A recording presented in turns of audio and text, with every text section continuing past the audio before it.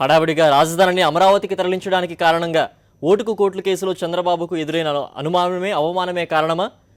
ఆంధ్రులకు కష్టాలు ఎదురైనందునే అమరావతికి వచ్చేశామని బాబు చెప్పిన మాటల్లో వాస్తవం ఉందా? కేఎస్ఆర్ పొలిటికల్ కమెంట్ ఇప్పుడు.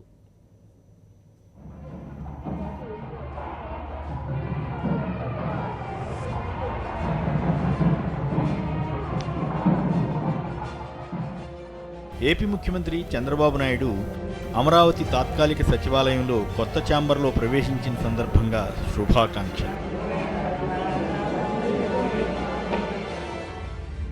చంద్రబాబు అమరావతి నుంచి పాలన ఆరంభించడం మంచిదే, దాన్ని స్వాగతించవలసిందే. పాలన ప్రజల దగ్గరకు వెళుతుందన్నది వాస్తవమే.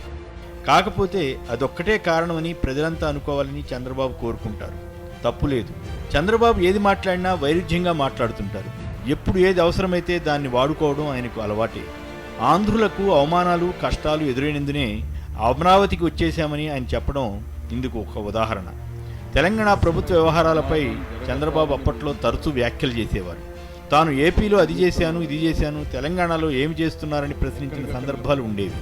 దానిపై తెలంగాణ ముఖ్యమంత్రి కేసీఆర్ కానీ టీఆర్ఎస్ నేతలు కానీ తీవ్రంగా రియాక్ట్ అవుతుండేవారు. అన్నిటికీ మించి తెలంగాణ ఎమ్మెల్యేలను కొనుగోలు చేయాలని ఆయన చేసిన ప్రయత్నం ఏమిటో బహిరంగ రహస్యమే. దాన్ని మాత్రం చెప్పకుండా ఆంధ్రులకు అవమానం జరిగిందని ఆయన అంటున్నారు. అందులో ఎదురు దెబ్బ తగిలి ఆయనకు అవమానం ఎదురై ఉండవచ్చు. దాన్ని ఆంధ్రులందరికీ ఆయన చెబుతున్నారు. నిజమే, కొన్ని సందర్భాల్లో ఆంధ్ర తెలంగాణ ప్రభుత్వాల మధ్య వివాదాలు వచ్చి ఉండవచ్చు. కానీ అప్పుడు చంద్రబాబు ఎప్పుడూ విజయవాడ వెళ్తానని అనలేదు. సచివాలయంలో కానీ లేక్వ్యూ అతిథి గృహంలో కానీ కోట్ల రూపాయలు ఖర్చు చేసి మార్పులు చేర్పులు చేసుకున్న విషయం జనం మర్చిపోతారా అన్నది కూడా చర్చనీయాంశమే. 10 ఏళ్లు హైదరాబాద్లో రాజధానిగా ఉండడానికి హక్కు ఉన్నప్పటికీ దాన్ని వదులుకుని వెళ్ళిపోవడం అవమానం కాదా అన్నది కూడా ఆలోచించాలి.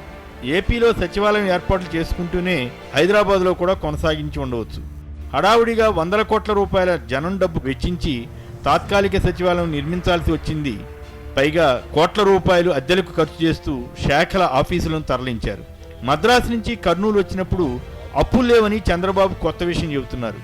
ఇప్పుడు అప్పులు ఉన్నాయని అంటున్నారు. నిజంగానే సరైన వస్తువులు లేకపోయినా అన్ని కష్టాలు పడ్డానికి సిద్ధమై ఆనాటి నేతలు త్యాగాలతో కర్నూలుకు తరలివస్తే ఈనాడు 100 కోట్ల వృధా ఖర్చుతో భోగాలతో పాలన సాగిస్తున్న వారు పోల్చుకోవడం అన్యాయంగా ఉంటుంది.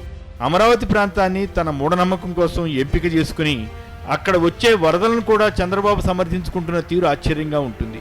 చెన్నైలో వరదలు రాలేదా, హైదరాబాద్లో వరదలు రాలేదా అని ఆయన అడుగుతున్నారు. హైదరాబాద్లో కానీ చెన్నైలో కానీ సచివాలయ ప్రాంతం ఎన్నడూ వరదలకు గురి కాలేదు. అయినా తెలిసి బురదలో దిగాలని ఎవరైనా కోరుకుంటారా? వరద వచ్చే ప్రాంతాన్ని ఎంపిక చేసుకుంటారా? ఆ ప్రాంతంలో వరదలు రాకుండా చేయడం కోసం 100 కోట్లు ఖర్చు పెడతామని చెబుతారా? మంచి గట్టి నేలలు, పంటలు పెద్దగా పండని భూములు అక్కడికి సమీపంలోనే అందుబాటులో ఉండగా వాటిని కాదని 3 పంటలు పండే భూములను ఎన్నుకుని దాన్ని ఒక రియల్ ఎస్టేట్ వెంచర్ మాదిరి మార్చడాన్ని చంద్రబాబు సమర్థించుకుంటున్న తీరు విచిత్రంగానే ఉంటుంది.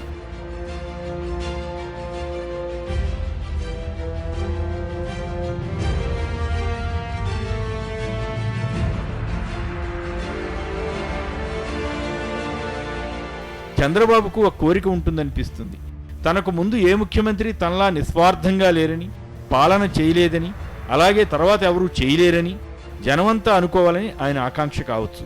దాన్ని నెరవేర్చుకోవాలంటే నిజంగానే ఆయన ఆదర్శంగా ఉండాలి, పారదర్శకంగా ఉండాలి. చెప్పే మాటలకు చేసే చేతలకు మధ్య వైరుధ్యాలు లేకుండా ఉండాలి. లేకుంటే ఎంతకాలం పాలన చేసినా అందులో చిత్తశుద్ధి నిజాయితీ లేదన్న విషయం ప్రజలకు తెలిసిపోతూనే ఉంటుంది. అలాగే ఎన్ని మాటలు చెప్పినా వాటిలో నిజమేమిటో ప్రజలు తరచి చూస్తారు. ఆ సంగతి చంద్రబాబు నాయుడు గుర్తుంచుకుంటే ఆయన వ్యక్తిత్వానికే రాణింపు వస్తుంది.